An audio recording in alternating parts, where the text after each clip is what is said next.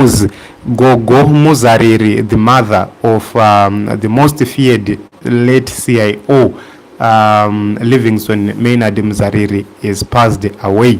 It's a very sad situation, and this is what is happening at this point in time. So, cause I said that GOGO Tarima Muzariri, who was 112 and was the mother of the late Livingston Maynard Muzariri, former Director General of the Central Intelligence Organization, has passed away at the age of 112. She was admitted at Karanda Hospital in Mount Darwin. So this is the news which we have for you at this point in time, and it's a very sad situation.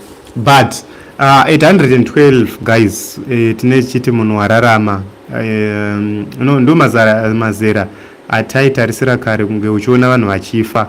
So in this day and era vachengetwa GOGO to die at 112 inyasha vachengetwa, ndiko kunonzi kurarama ikoko.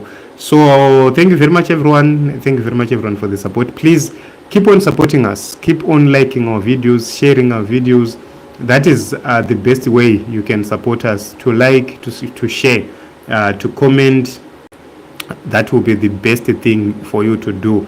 So if you do that, we'll be able to continue to give you updates and news on daily basis.